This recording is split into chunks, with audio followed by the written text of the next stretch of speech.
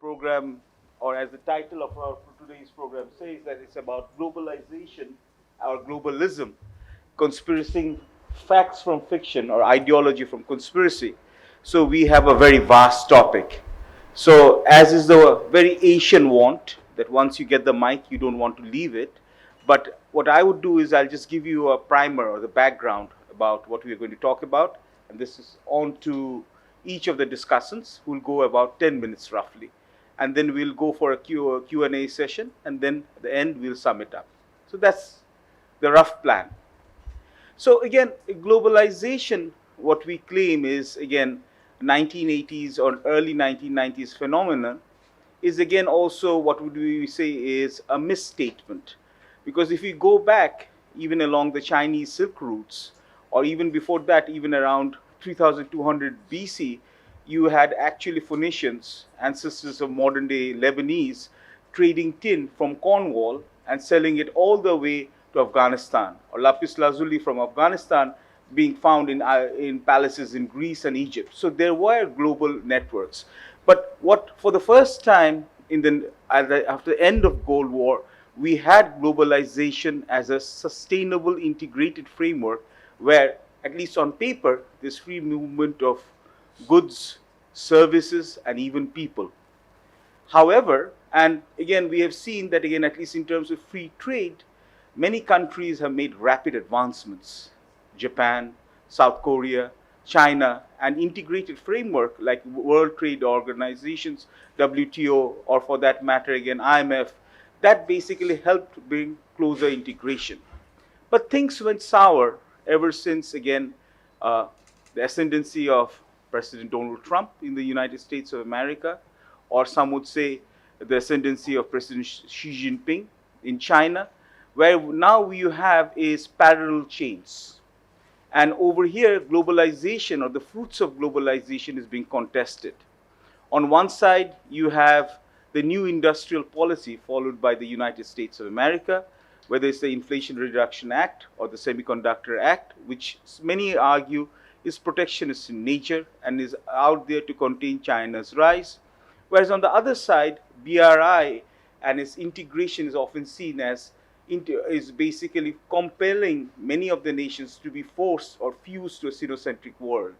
And along with this, you have contestation of ideas, weaponization of democracy, weaponization of human rights. Are those regional specific, or are they universal values? And that also, again, this contestation of ideas, this basically technology, should there be free flow of technology, or should there be restriction of technology? Should there be free flow of labor? Those are issues that are being contested. So it's an economic discussion, it's a technological discussion, it's a political discussion, it's a cultural discussion. With this broad framework in mind, I'm just telling you the enormity of this, and I don't envy the idea of our discussants because they have a tough job. So we'd like to, first of all, listen to each of their experiences or their opinion on this. And I've deliberately made it as broad as possible. And I do also hope to bring in, or the discussants will bring in their regional perspective or their national perspective, and how countries which are not within the two blocks, how they're faring in these ideas. So with this, let me go on to the first discussant, and that's again Professor Habibul Khondker, who also has, as he has also pointed out, quite rightly, 3 books on globalization. So the perfect person to start the show. On to you, sir. Thank you very much. Well, I'll take the podium because it has a kind of dramatic effect and we look more business-like. But thank you, Abbasi, for a very... Yeah. It's there. Okay, good morning, everyone. And thank you, Professor Abbasi, for an absolutely brilliant introduction, because that's some of the thing I was going to say. Because when you think of globalism, globalization, people think it started only the other day. And you get that perception. It's not your fault, because some of the most popular writers, and they're well-meaning writers like Thomas Friedman and others in the New York Times, they argued that globalization started in the 1990s. And when sociologists read that, we basically laughed. And there was nothing better you could do. I was privy to discussions of globalization by the person who actually introduced the term globalization, and you can all go and check. His name is Roland Robertson, a sociologist in University of Pittsburgh. And that discussion began in 79 when I was there. I started my graduate work, but it started earlier than 79 because we have traced the concept of globalization, genealogy of globalization, and I have been on this subject since my graduate school days. So some of my key publications on this are from the 1980s. And then in recent years, I have tracked, the genealogy and history of globalization. While Roland Robertson was conceptualizing and coming up with this term globalization, coincidentally at Harvard, there was a business professor, Thomas Levitt. He published a book, he published an article, Globalization of Market and Harvard Business Review in 1983. So some people actually attribute the start of globalization to that essay.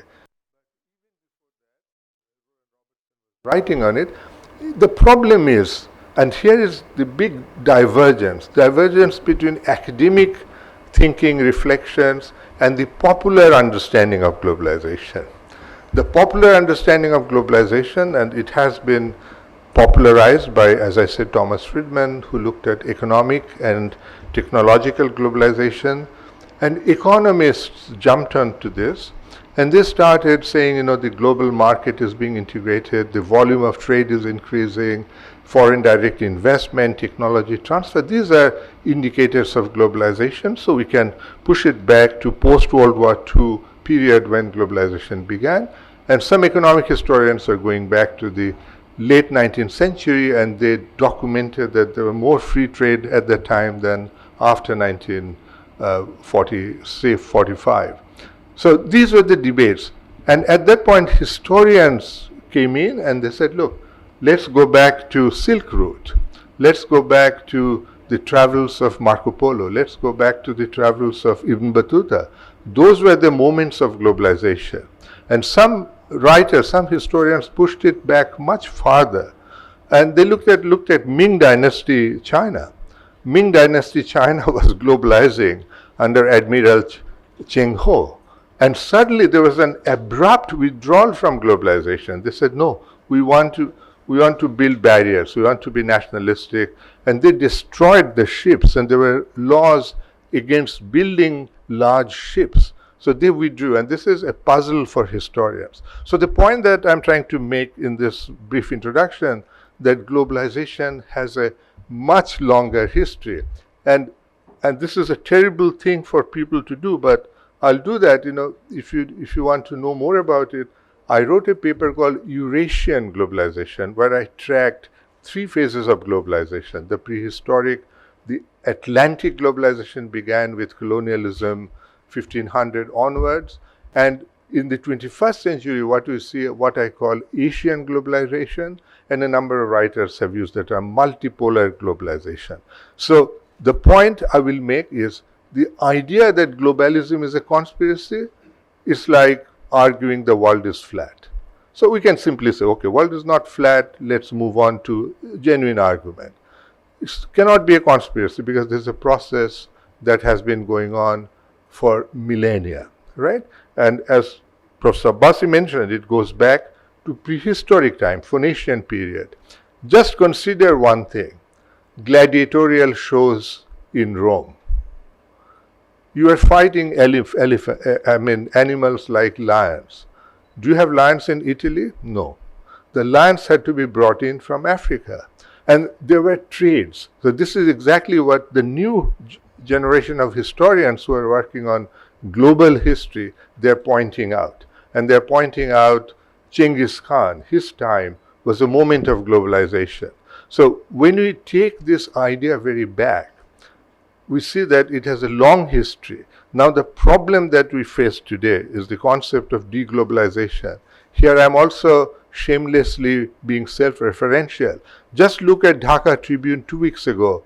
I wrote something on globalization, deglobalization, and I ventured this concept of decentered globalization. because one of the leading economists at LSE argued in a recent paper in Project Syndicate that there's going to be what he called fragmented globalization. And a top-notch Columbia University professor of history, who is also a big market analyst, in the last Davos conference, he used the term cocktail of globalization, that there are mixtures of globalization. And I developed this concept of decentered globalization. So decentering is a concept in sociology going on, especially among critical sociologists for some time. And I thought this is exactly the moment we can apply this idea of decentering globalization with regard to what is going on. The return to nationalism, Brexit, Donald Trump phenomena, and maybe the second round of Donald Trump. So we have, and the irony is that it's Xi Jinping who went to Davos 2017 or 2018, and he said, we live in a globalized world and there's no point of return. So now it's the moment for Asians to seize that we are giving leadership. Japan is saying, no, we are in a globalized world. Singapore is a proponent of globalization, Kishore Mahbubani and others. So we are entering, and we have entered into this phase of Asian globalization, multipolar globalization. So there's no point of return. There's a point of rethinking. There's a point of retooling, repurposing some of the ideas and some of the technologies. The world of technology, you can have a whole session on how China and America are competing each other with regard to technology. NVIDIA, I have never heard of it, is now one of the top 10 corporations of the world. And what do? They make chips. The world is actually, the world has entered into a chip war. And the chip war involves three players: China, Taiwan, and US. We haven't talked about it in this conference. And, that's fine. We're talking about other things. And as Professor Abbasi pointed out, that we should not spend more than 10 minutes. I've done my 10 minutes, but I'll be happy to come back. Whenever, if you have any questions, anything all you want to know about globalization, please ask me. Thank you very much. You finished ahead of time. Fantastic. So that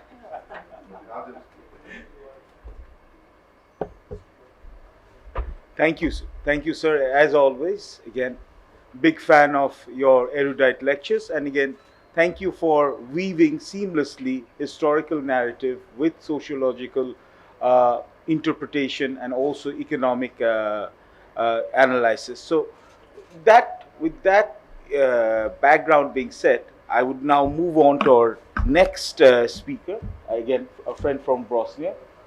So, Mr. Faris, if you would kindly take the floor. 10 minutes.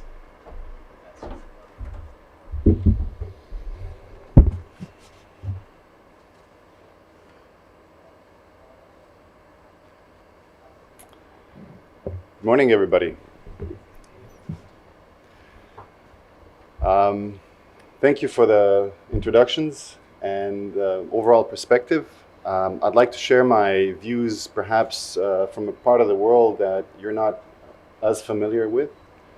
And that's also, I think this is a result also perhaps of globalization or globalism, as we can say.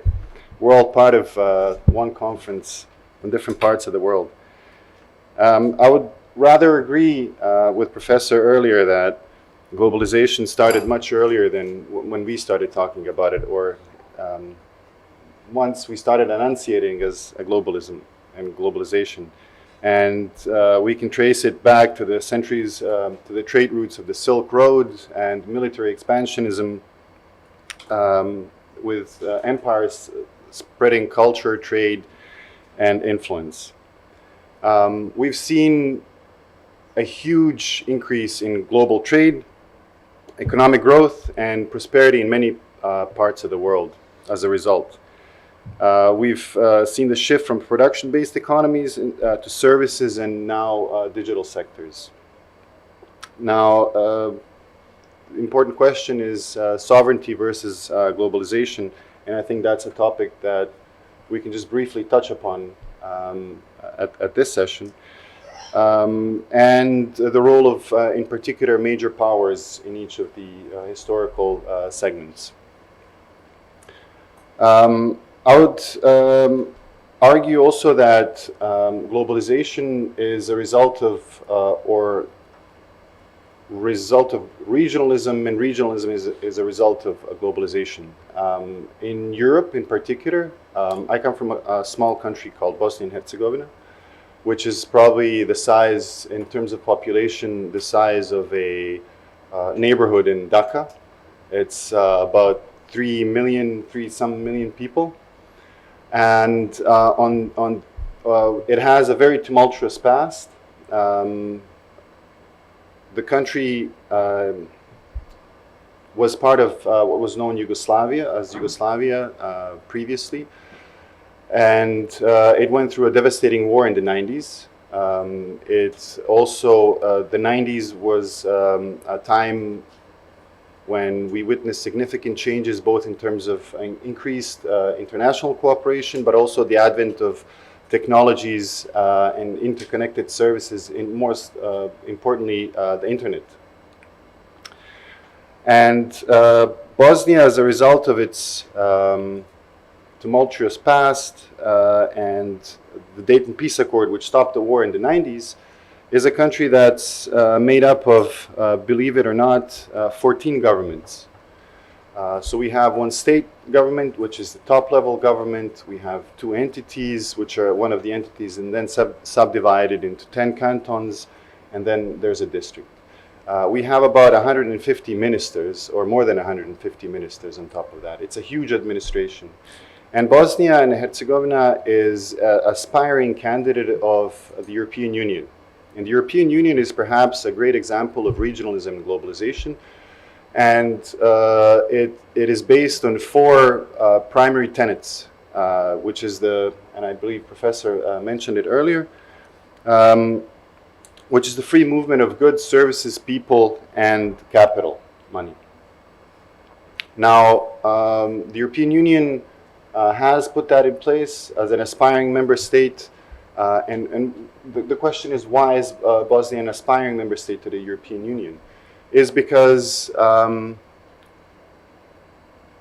mechanisms of cooperation such as the European Union provide additional advantages and opportunities for countries to both reform, advance, and integrate with larger economies in order to be able to reap its benefits. And that's perhaps a microcosm of globalization, because globalization and the resulting institutions such as, for example, the World Trade Organization and the International Monetary Fund, that were at least initially established with the goal of creating more interconnectedness and exchange of goods, services, and people across the world. We can also argue that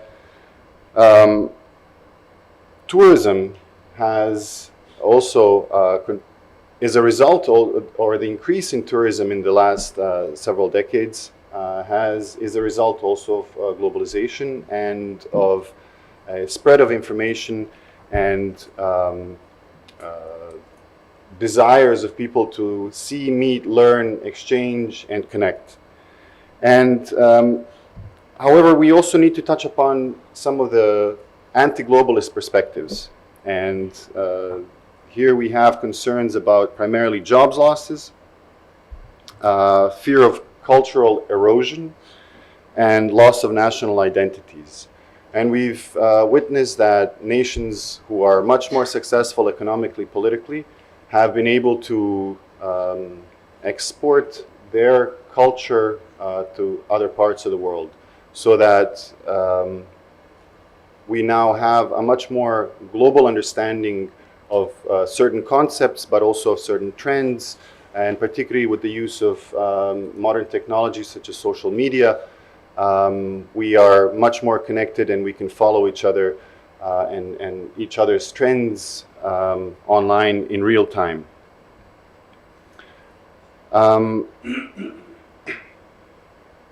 Perhaps just to touch upon the economic perspective as well, briefly. We have to highlight in particular the role of small and medium enterprises, but also global corporations which have brought certain concepts, products and services all across the world and have made the world a much more interconnected place.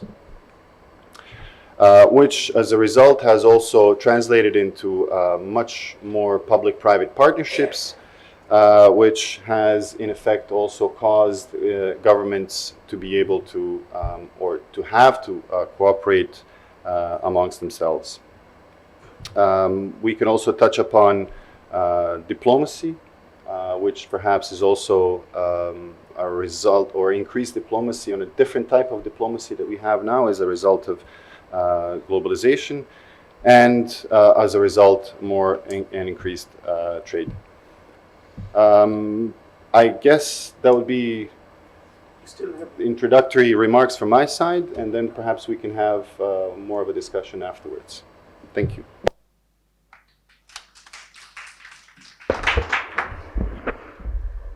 This is probably, thank you very much, Faris, for very neatly encompassing all the aspects. And this is probably the only session where the discussants, despite being extensively knowledgeable, are finishing way ahead of time. So we have 6 minutes of surplus time, which we can all use in the Q&A discussion. But now, on to Professor Li Ping, and for her own unique perspective, and especially the Chinese view on globalism. Thank you.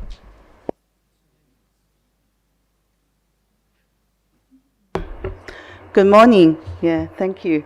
And I'm very glad to have this opportunity to share with you my understanding of globalization.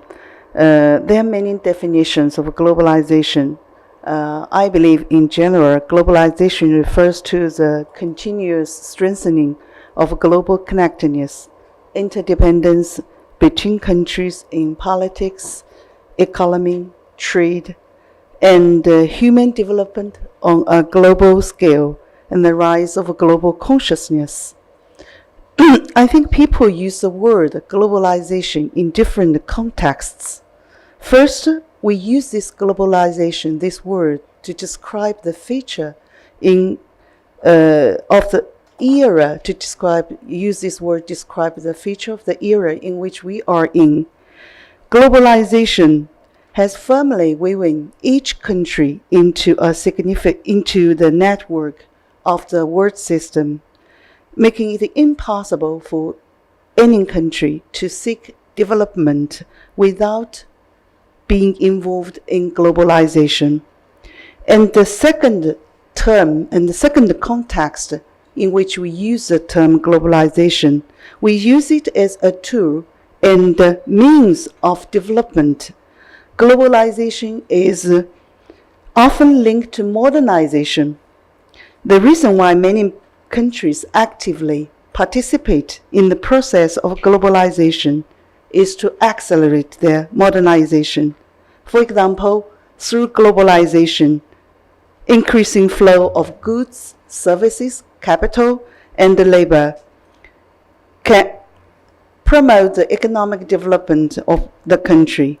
For less developed countries, globalization can allow them to enter overseas market to sell their goods, attract foreign investment, and manufacture goods at lower costs. It also can open up their borders, allowing people to study or work abroad and return the money they earned abroad back to their home to support their families or even start a new business.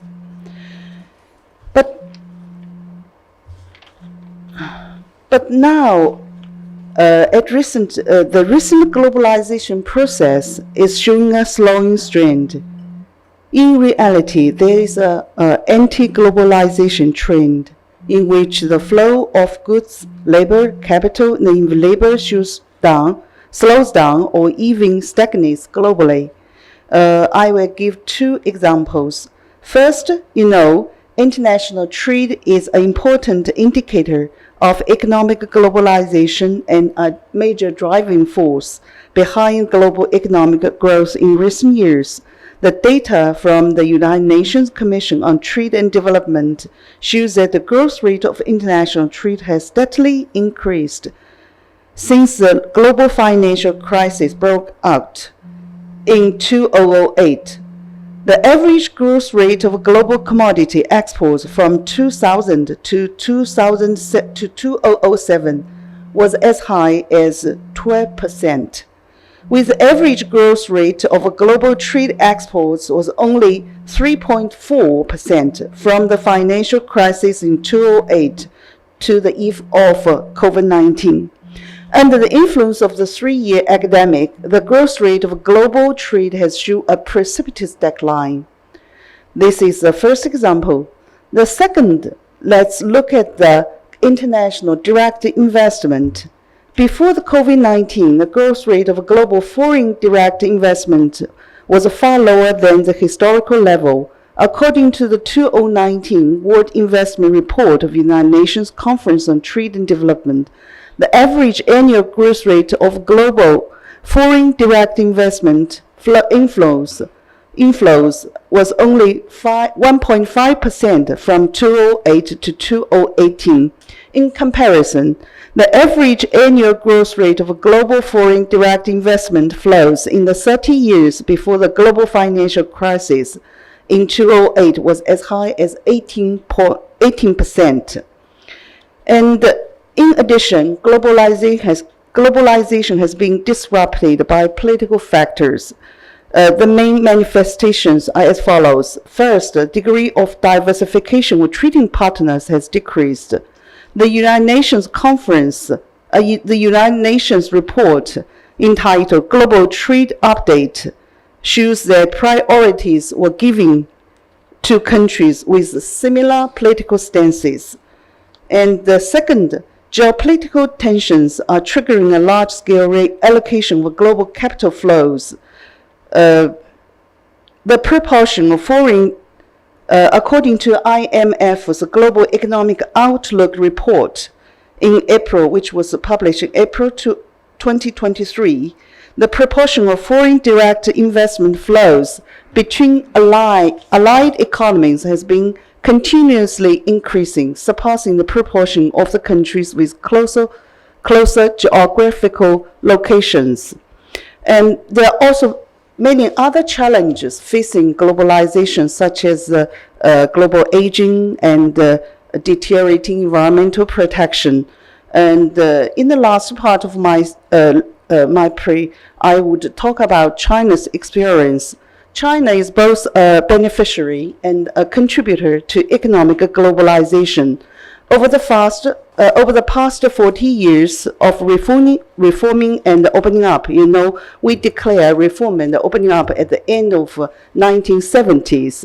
And the People's Republic of China was founded in 1949. We have several decades of twists and turns, and China decided to adopt the policy of reform and opening up. China's own experience shows that globalization is opportunity for development rather than an engine for something else. China has achieved rapid economic development by actively participating in globalization. And the percentage of China's GDP in world economy has risen from 1.8% in 1978 to 18% in 2022. Both urban per capita income and the rural per capita income increased over 100 times, and 99.98 million people has been lifted out of poverty.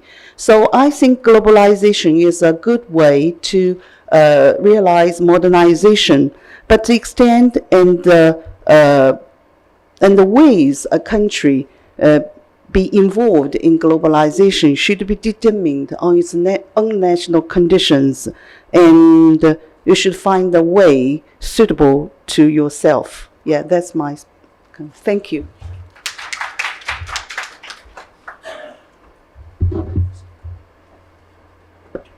Thank you, Professor Li Ping. Just on time.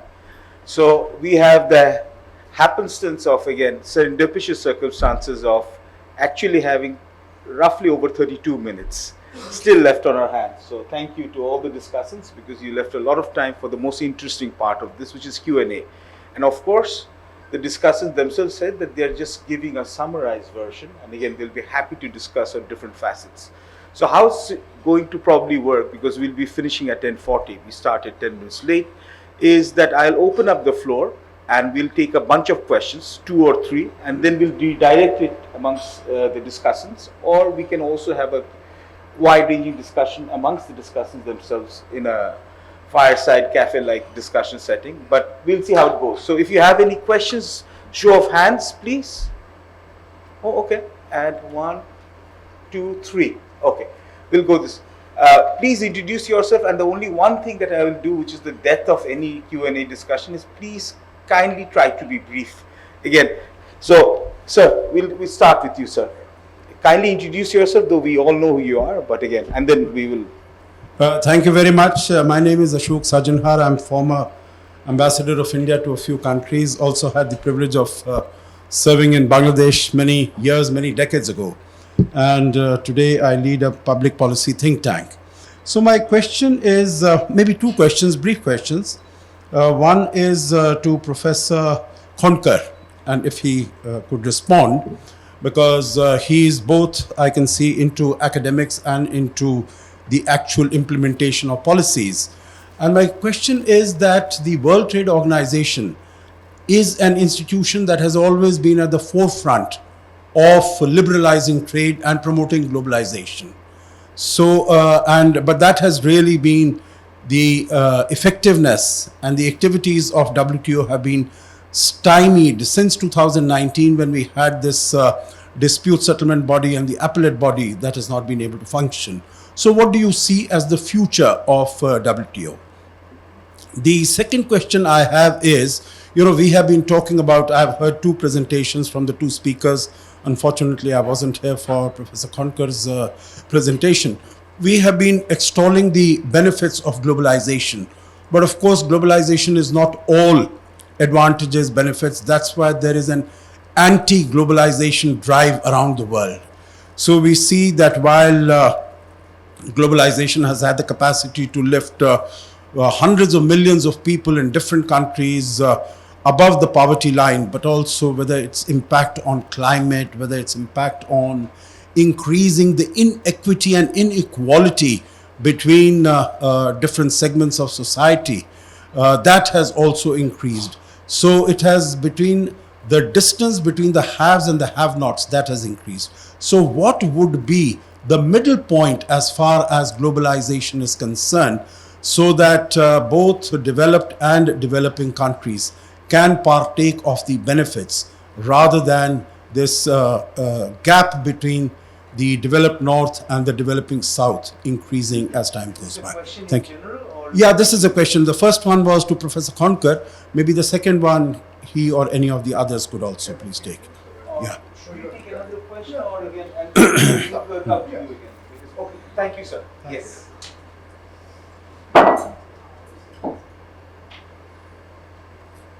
Take your time. Kindly be a bit. During the fall of the Soviet Union, Kindly introduce yourself. sorry, I am Ashik. I am pursuing my undergrad degree at the University of Dhaka, majoring in international relations. Thank you. So my question is, during the fall of the Soviet Union, the victors of the Cold War, the West largely demonstrated that the world had now stepped toward the era of globalization.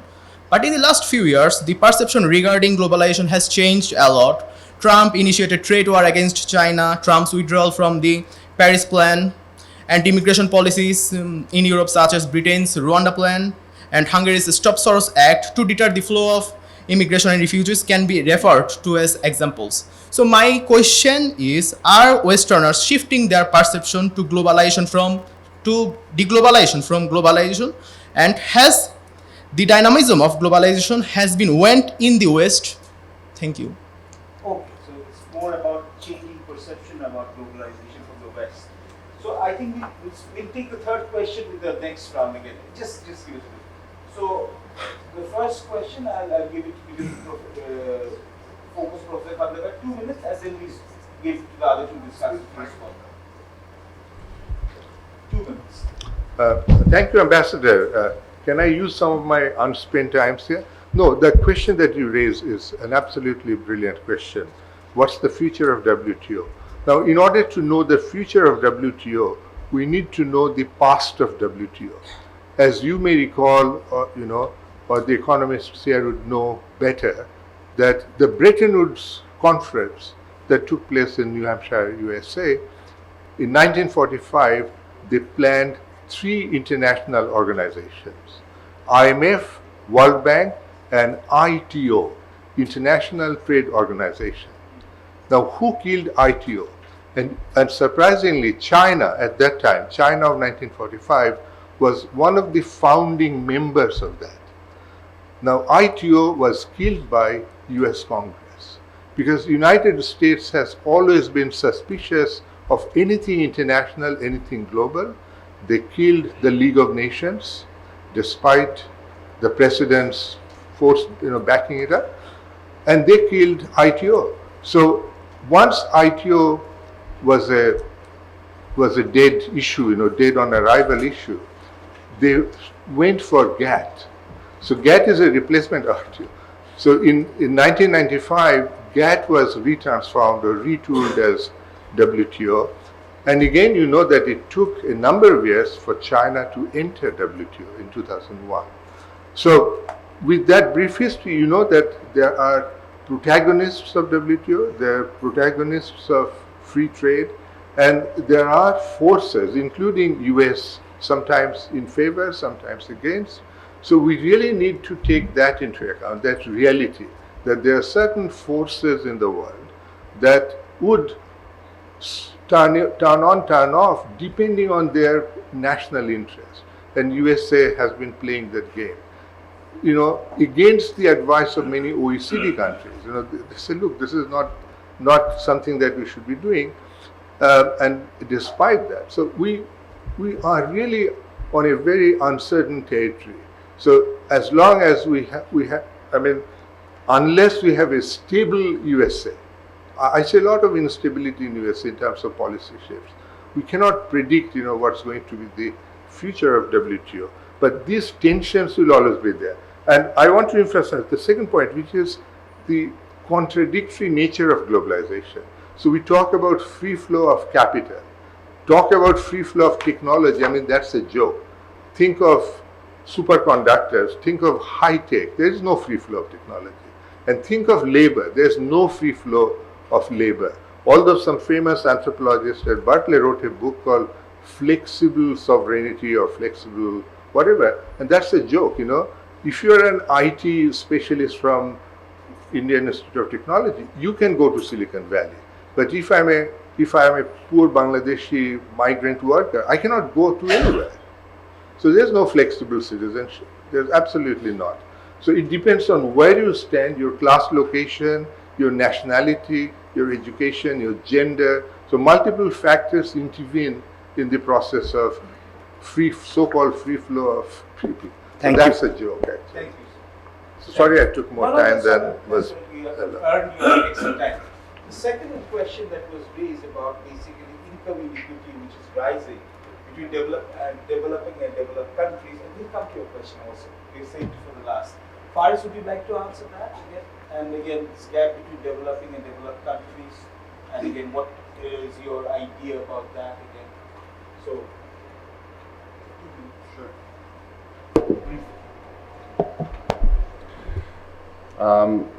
Sure, I can touch upon that question and also the second question. That, and perhaps I'll start with the second question, if you don't mind, and that's the shifting perceptions of globalizations, particularly in the West. I think that what we need to understand is that despite some of the benefits of globalization that has brought to different parts of the world, and those benefits are different depending on which part of the world we're looking at, there are definitely there are shifts in perceptions on globalization, in particular because of the rise of migration, and in Western Europe and in North America. And migration is seen as a threat to local populations, as a threat in particular to their economic well-being and jobs, and perhaps more importantly, culture and religious identity. And with the rise in right-wing politics around the world, I would say, in particular, particularly in the West, we see an exasperation of that. It's extremely visible in Western Europe. There's a rising trend. The economic, migratory, and other pressures will not wane, and the perceptions will be, prediction is that the perceptions will not change and that the perceptions will continue in this direction, unfortunately. So there will be a rise in discontent in the West in particular. North America has a different type of issue with migration. And that's all, both a policy and a perception issue. In terms of policy, the countries of Western Europe and North America, in particular Western Europe, have a low fertility rate, replacement rates, and in order for the economies to grow and to have substantial economic output, they need migrants.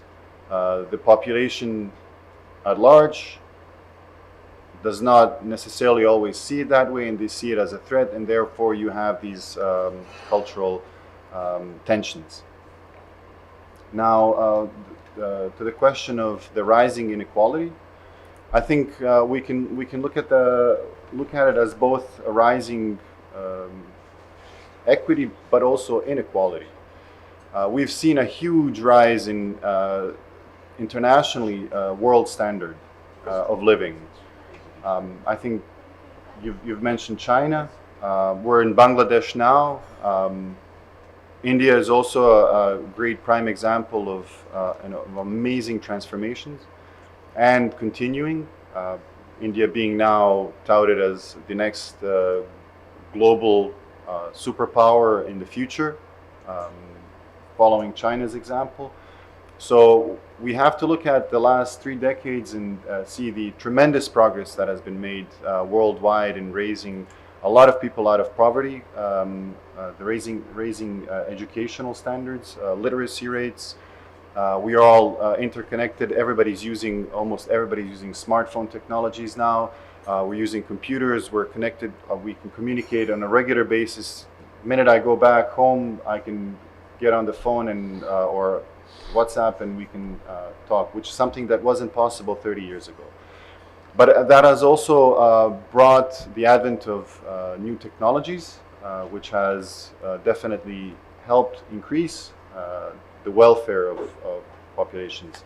But it has also, unfortunately, contributed significantly to disparities across the world, and the old adage going, the rich getting richer and the poor getting poorer because of particularly the large or the whales being able to, when I say whales in economic terms, being able to get a larger chunk because they have the financial means to influence their economic activities in certain countries, and exploiting, of course, local populations and a lack of local laws and regulations protecting their populations and workforces. Thank you, Faris. I did not want to stop you over there, but again, we are running against time. Professor, we would like to have your opinion on this again for a minute or so, again, or take 2 minutes, and then we have, I think, 2 or more questions lined up for you people. So Okay. Thank you for the question about the inequality between among countries, among rich countries and poor countries. Just as Faris mentioned, that globalization overall has brought benefits to countries actively participate in this process. But of course, coins have 2 sides. Of course, there are disadvantages. But I think most important that a country, it depends. You should independently choose a policy to adjust the way, you're being involved in globalization. I think inequality is not an international phenomenon between countries, but also is a domestic issue, yeah, I think the gap between the rich and the poor is also widening. You know, in China, before reform and opening up, all people, yeah, most people, majority of people, they are poor. We do not have money, yeah. But after the reform and the opening up during the past decades, the richer people get rich. You know, we have billionaires like Ma Yun of the Alibaba, yeah, many billionaires. Also, we also have poor people, but overall, people's living standards have been improved, and we have millions of people being lifted out of poverty. But the governments, you know, they also adopted policies to try to narrow the gap between the rich and the poor. Yeah, thank you. Thank you, Professor.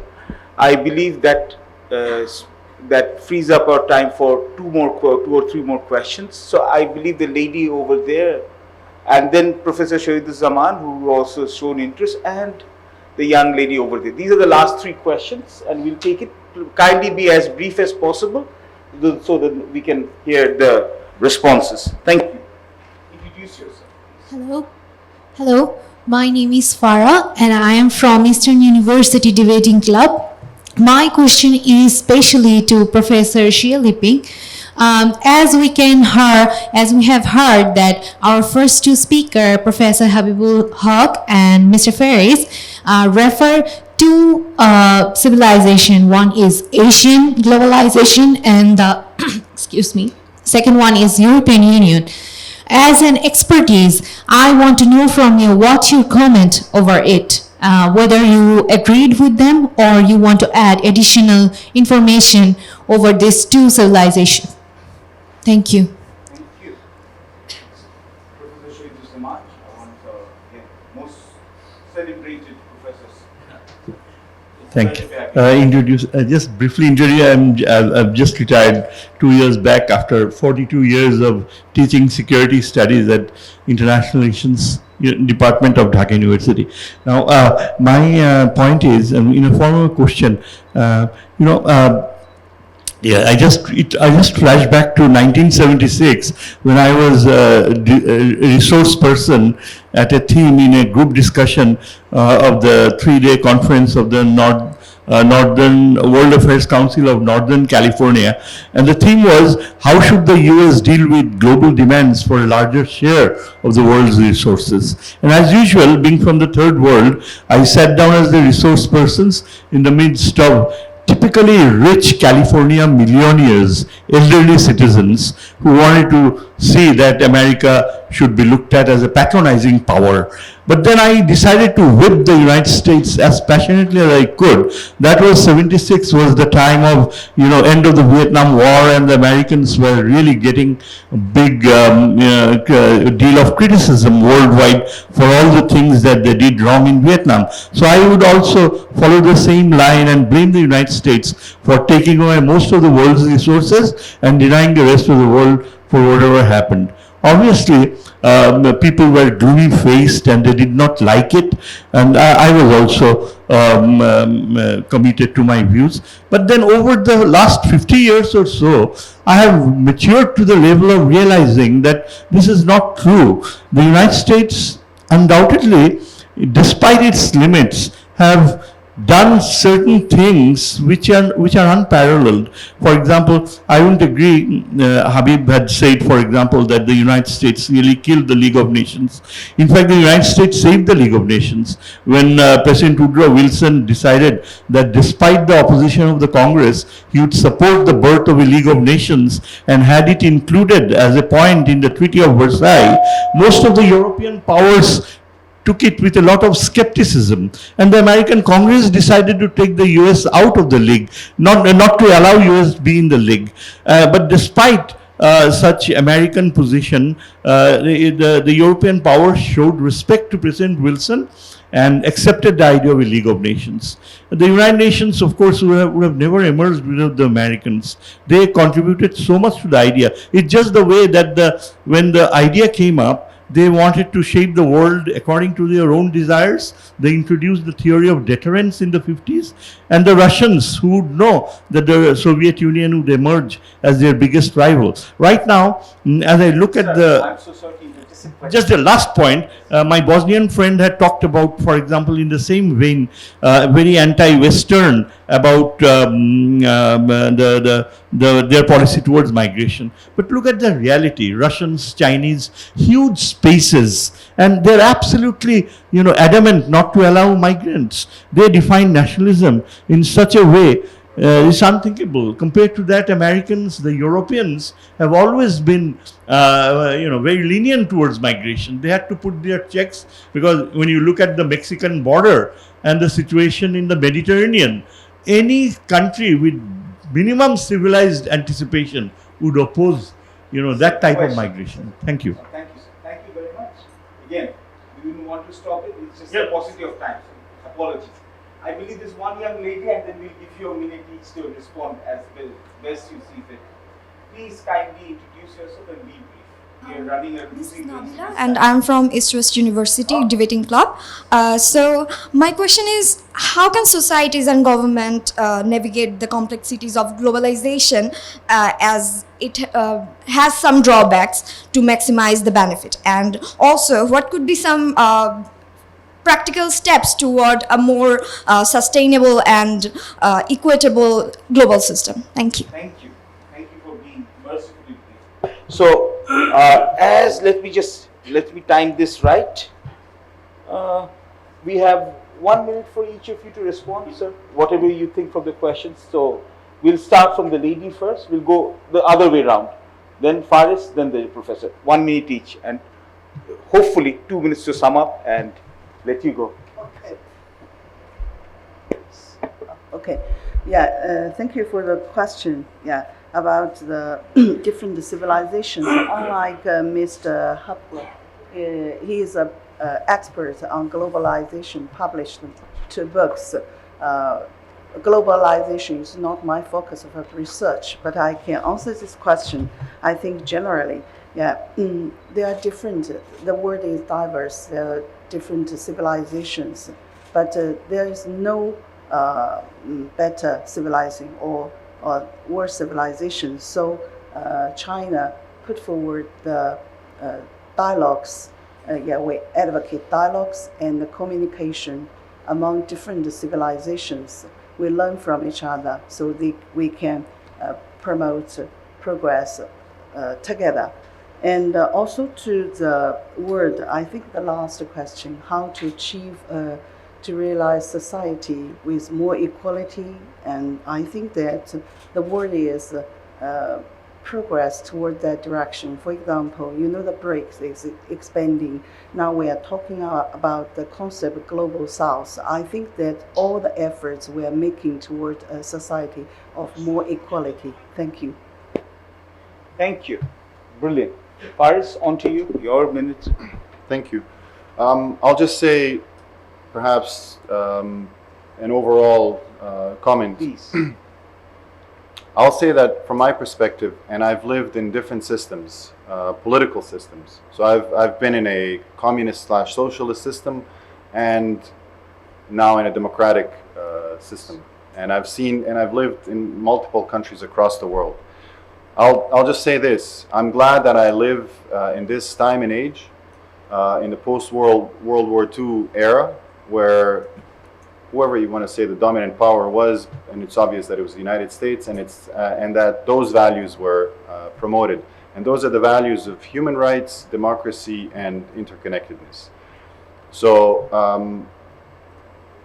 those who haven't experienced other forms of government and other forms of being able to project your views or not, perhaps do not understand, particularly the younger generations. And I'll also, just a thought is, there is a reason why migrations, or why certain countries are more lenient or welcoming, and why most migrants want to go to those parts of the world. Fantastic. And I'll just leave that as a thought. Thank you. Thank you. Sir, your last minute. I think I'll address the last question asked by the undergrad student from East West University. Can you hear me? The mic needs to turn on. Yeah, the last question asked by the student of East West University. Thank you for your question. That where do we move? How do we move forward? Where do we go? And to answer that question is that if you follow World Economic Forum, which is always on the headline, sometimes you might have missed there is something called World Social Forum, where they talk about an alternative globalization. So the point is that there's a book called Another World is Possible. You read the book if you can't read my review of the book, and there are very serious sociologists, economists, political scientists, philosophers. They suggest that another world is possible. So the anti-globalization movement itself is global. You cannot fight globalization with nationalism. You have to fight globalization with globalism, and a new concept that my professor Roland Robertson developed, and I have advanced that concept globally, is called globalization. So the future of globalization is globalization. My time is up. I can give long commentaries on you outside of this seminar. Thank you very much. Thank you. Thank you. And just give me a minute to sum it up, and then we can all go to the revised. Let me go to the podium because I need to appear presidential, and I hope someone will step. No, we are running against time. Thank you for a wonderful, wonderful discussion from all three of the very learned, knowledgeable experts, and for the very lively Q&A. I am apologetic that I had to cut you off because we are running against time. My 30 seconds of summation, or else you could have just got an AI chatbot. Charles Dickens started off in A Tale of Two Cities. It is the best of times, it is the worst of times. So globalization right now is undergoing change. Whether it's technological change, whether it's economic change, whether it's a need for reforms or regulations, or whether it's climate change induced mass migrations, which is putting pressure on basically reforms about addressing rising inequality or again social justice. But for what we can all summarize from this discussion is globalization is dead. Long live globalization. It will relive and will continue to live, and as the global south continues its inexorable rise, the narrative of globalization and its challenges will be basically forcibly refined, redefined, and reinterpreted, and we only live in interesting times. So thank you again.